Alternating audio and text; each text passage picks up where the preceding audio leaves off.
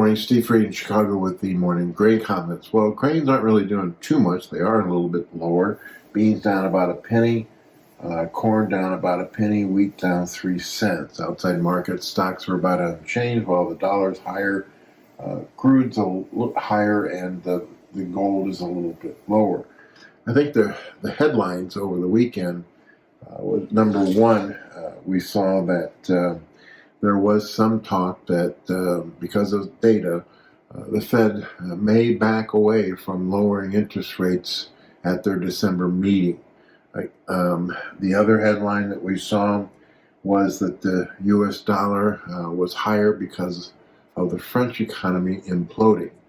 And then we saw that Trump announced that he would put a 100% tariff on the BRICS countries, which is Brazil, Russia, India, China, and South Africa, if they decide to have their own currency and go away from using the U.S. dollar.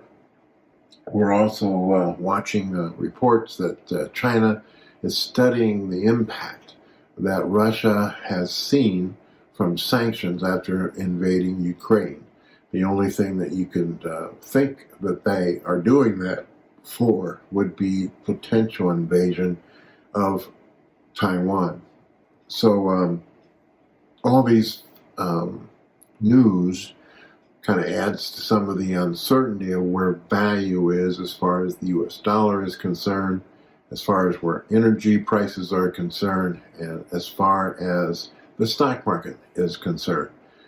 As far as the grains are concerned, I think that a lot of the bears are focusing on the fact that South American weather is good, and that we're hearing higher production numbers both for corn and beans out of Brazil and Argentina than what the USDA numbers suggest.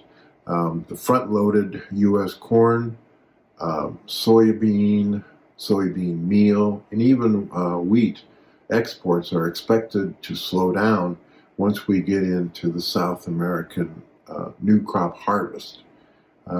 China has been buying their nearby beans demand from the U.S., and crush demand has been supportive, but we would expect that the soybean crush board margin might decline. We also note that U.S. soybean oil is extremely cheap versus palm oil and the rest of the rapeseed oil, sun oil. And so we could see, like last week, a big increase in demand for U.S. soybean oil exports.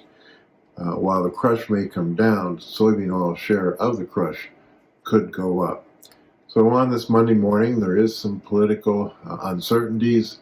There is some unknown about demand, but globally, weather is pretty favorable for the 2025 crops.